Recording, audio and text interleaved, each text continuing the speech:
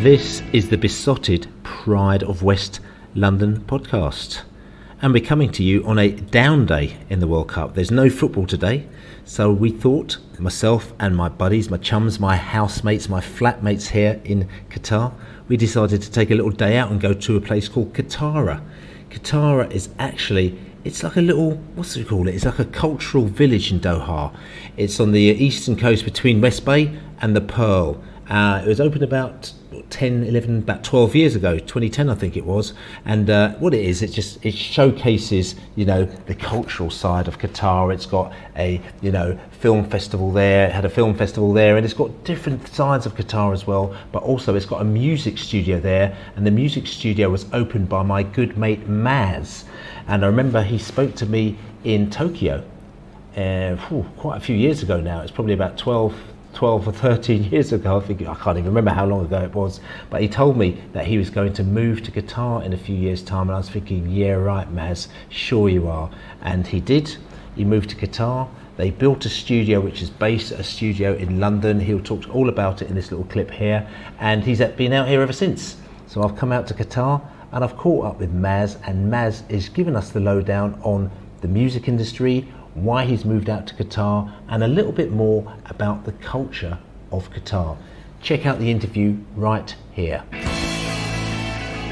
So here in Qatar, in actually a place called Qatari, for I can understand, this was the original Qatar. I mean, Qatar was just a desert, and then this place where we are is actually where this is all it was. And around there's a few buildings, and then there is a whole desert. And since then, apparently this country has been built up massively. So around here, there's shopping malls and there's studios and there's a falconry place out here, and even in town as well. But beforehand, and I find it really fascinating that probably maybe even 10 or 15 years ago, this literally was all desert. Now I'm sitting here in this studio, a wicked studio, very similar to a studio that I used to sit in very much. As you know, I'm in the music industry. It's a studio that people may know called Metropolis Studios in Chiswick, just behind the bus station. Very famous studio. Lots of very famous artists always recording there. I had quite a few of my artists recording there as well. And I used to hook up with this guy called Maz at Metropolis, and we actually had a very, very good few days, or probably a week or so, in Tokyo. We had a blast out in Tokyo, and since then we become good mates as well. And Maz said, I'm going to Qatar. That was about 10 years ago, and I've not seen him since. So I've actually hooked up with Maz for the first time in 10 years. Maz, how are you? Yeah, really good, really good. Good to see you here in Qatar. That's right. Good to see you as well, man. So listen, I just want to give us a bit of a lowdown, because obviously you're British. You've been in Britain for a long time. You were in the music industry in the UK. You've worked with a lot of artists. I mean, who did you work with in UK? Oh, I mean, all sorts. Everybody from MIA, Rolling Stones. Cat Stevens came over here to Qatar. We did 2 albums together, which is exciting. Take That. Slash, all sorts. Yeah, all sorts of people, and you work with them in London as well. Now, interestingly, because when you said to me, I'm coming to Qatar to set up a studio, I was a little bit like, what's that all about? But tell me, what was the thinking behind that? Yeah, so it's a music and film studios, and basically what they wanted to do is build a music and film industry from the ground up.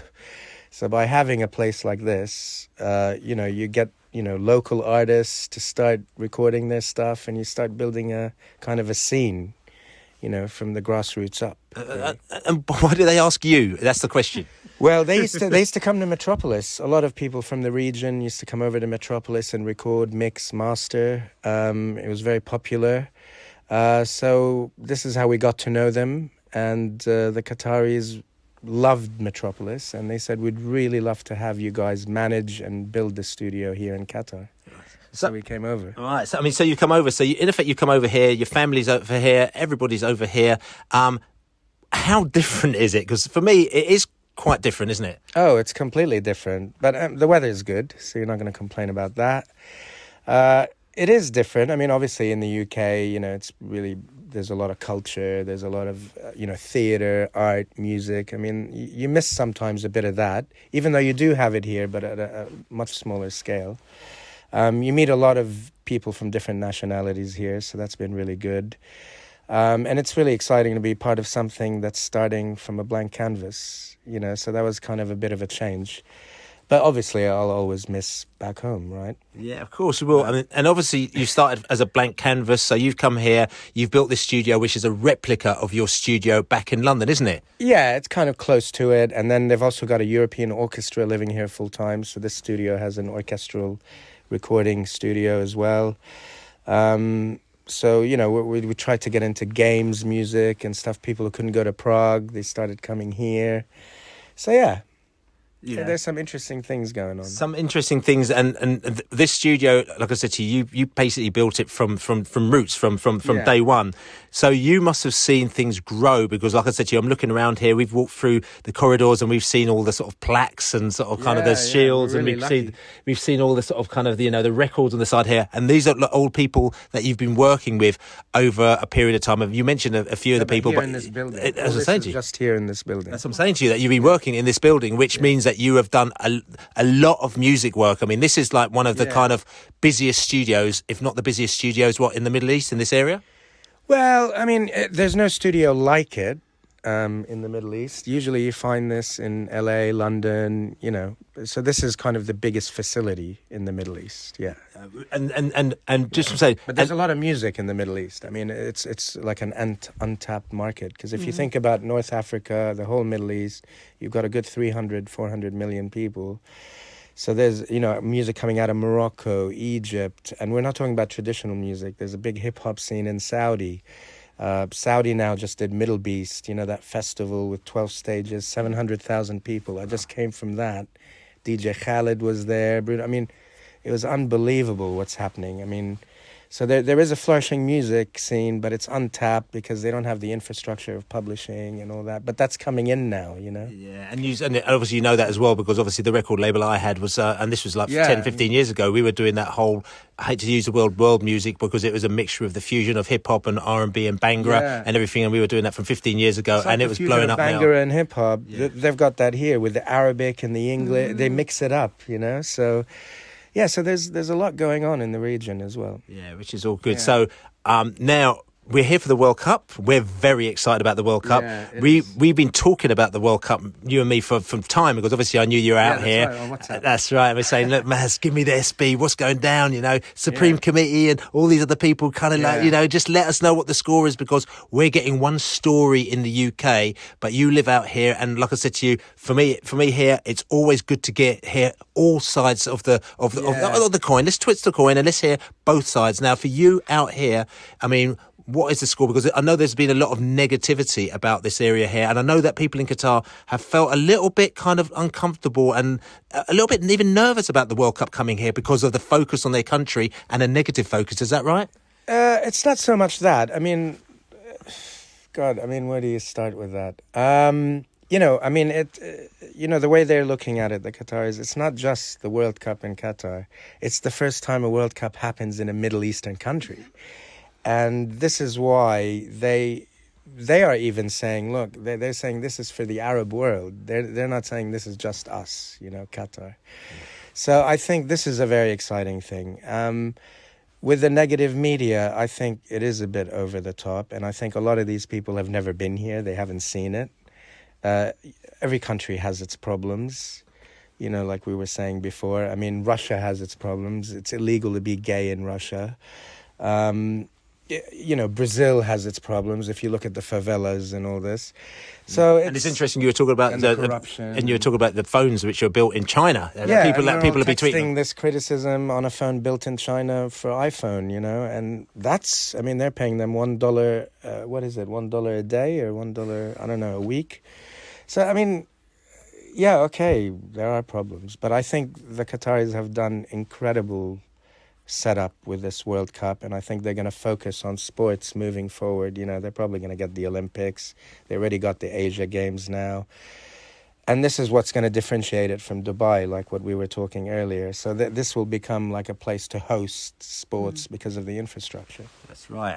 And like I said to you working in music, you've been very involved in music around the World Cup as well, haven't you? Yeah, we did the World Cup songs that you hear, the Haya Haya, Arhabo, Dreamers and all that. We also did the opening ceremony stuff, and we're doing the closing ceremony music as well. Right. So you've been really busy. So Yeah. and again, the higher stuff and all that lot. How does that work? Do they come down here? They record it? You know, who wrote it? Who?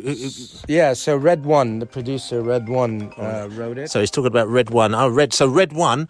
Oh, so Red One wrote. Okay, yeah, did he? Yeah. Okay. So he's actually the music consultant for FIFA as well. Red One. Oh, yeah. Red One's be good. He's going to be driving in one of them. He's going to be staying in one of them big hotels, isn't he? Yeah, I'm sure he is. Actually. I bet he is. Yeah. I bet he owns that hotel by now. Yeah. With all the, I think Dreamers got 100 million streams a day or something. Anyway, it's gone crazy with Dreamers. But so he's been working on it actually for the last year and a half. He's been doing demos. He's done so many different songs. He's kind of So this has been going for quite a while. And he does it out of here, or does he do it in his own studio and then come here for the? Out of here, yeah. Really? He's been in this room actually. All those songs were made. Oh wow! Yeah. Oh wow! They're all written in here in this room. Yeah. Oh, wow. So Maz, I mean, like, you know, anything else? I mean, you've been it's interested in locals. I mean, talk. I mean, a little bit more about the locals and you know, just their feel of having so many people come to their country, maybe. Yeah, and even these songs had the local instruments are in these songs. You know, the percussion, the clapping, and they tried to put some Qatari elements in there. The pearl diving. Fishermen that do all the whaling and all that, because actually Qatar came to existence because of pearl diving. Yeah. Pearls. And then when the Japanese, started doing pearls, obviously the industry died here in this region in the 50s. And then afterwards they found the gas and the oil, you know. Right. So this is a big thing. Anyway, I went on a tangent. But the tangent is good as well. And like I said to you, the local people as well. I mean, we talked about them, you know, about pride for their area, as in, you know, pride for the Middle East and it coming here as well, you know, and you could see that as well. I mean, we went to Arabian Nights, which is a kind of Middle Eastern fan fest as well, to watch the games. We watched the Saudi game there. We watched the Tunisian game there. I know you watched the Moroccan game there as well, which is very different from the other fan fest, because this is completely and utterly, I mean, we were the only Western people in these fan fests as well, but it gave a very, very good vibe. And you could see that there was a lot of local pride. So even when Saudis were playing, everyone had turned up to see the Saudis are playing. It's the underdogs, right? Yeah. So, I mean, when Saudi beat Argentina, who would have thought? I mean, Argentina thought they were just going to have a practice session, you know, and then they lost, you know, so everyone got excited. And I know there was sort of kind of a little bit of fractious between maybe, you know, Qatar and Saudi and Dubai and all these kind of different regions now, but, you know, the barriers have seemed to come down. Do you think that this is something which is permanent? Because I know that there was a little bit of beef basically between everyone, wasn't there? There was a blockade. Basically, there was a air, land and sea blockade by Saudi Arabia, United Arab Emirates, Bahrain, Egypt. But actually, they're the GCC, which is the equivalent of the EU, these countries. Yeah. And they realize they're actually stronger united than, you know, not than blockading each other over some foreign policy, or, you know, because this is what it's all about. It's all politics, you know. But they're very close. Saudi Arabia and Qatar, very close nations. Yeah, so it's interesting. So, like I said to you, just coming back to it, the people very happy about the World Cup is here. Yeah. Just tell us a little bit more about just the local culture, because obviously it's very different from the UK, or maybe it isn't. Yeah, no, I think Qataris are very friendly. They leave you to your own devices. They're not very forthcoming. That's why with lots of this negative media, they're not the type of people that come screaming back or, justifying themselves. They're quite low key. I mean, they were the biggest donators of Hurricane Katrina, but no one knows that, right? So I think Piers Morgan did an interview with Hassan al-Thawadi, who's head of the Supreme Committee, and I think then Hassan kind of answered back to the negative media. Yeah. I mean, but it took a while for them to do it because they're quite peaceful, passive people, you know. Yeah. So this World Cup, I'm just wondering, legacy-wise, because everyone always talks about a legacy. Where do you think it's going to go for Qatar? Because when I went to Japan, I thought there was a big change, or my Japanese friends told me a big change, because before I went to Japan, and this is before we went as well, because we saw the change when we went there, because they are bonkers, aren't they? Yeah. They are. So when I went there, Japanese were very conservative, and even the Japanese children, like, the people, our age and younger, were very conservative. But all of a sudden, my friend said to me, "Oh my God, Bill, I've never seen this before. You got Japanese people jumping up and down the streets, they're going to bars, they're singing, they're dancing, they're taking their clothes off and they're jumping into the river. This has never happened before." And I'm not saying that obviously this is, saw the British. Yeah, that's right.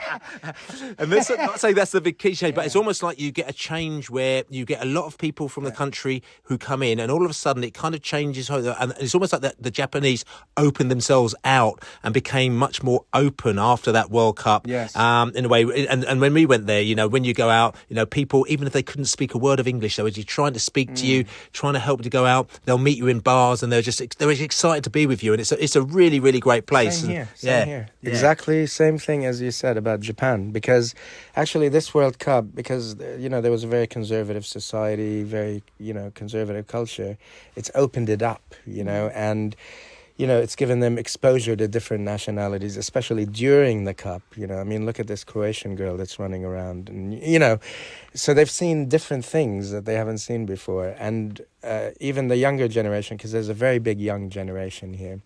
So they're doing more arts, they're doing fashion industries growing, music, film. So this is all because of the World Cup, building it. Yeah. So it brings about change, like in Japan, Yeah. I see that. And one thing I did see, there's these two Middle Eastern YouTubers as well who dress in the traditional outfit as well. I don't know, what's that outfit called as well? The tobe. The tobe. Yeah. Hatta Waigal, Okay, and they wear those, but basically they're right characters, and they're literally going around to all the stadiums, and you see them, and apparently they're very, very popular. Now, it's interesting because without the World Cup, their focus wouldn't be on these people, but all of a sudden you're also opening up a new world onto it's not only about Robbie from Arsenal Fan TV or kind of all that who is actually involved in that, but you've got a whole new area of people who don't necessarily see your world class football, like your Champions League football or your Premier League football. They may be watching different football, but they still exist, and all of a sudden you see these people here, and it's given them a bit of a platform, which is very interesting. Yes, that's right. Yeah. But everyone watches football, right? And Premier League, Champions League, people do watch it here. That's right. Right. So listen, the legacy, do you think, for the World Cup, where do you see Qatar in the next 10 years after this? Well, it'll keep growing. Obviously they have this 2030 vision, right?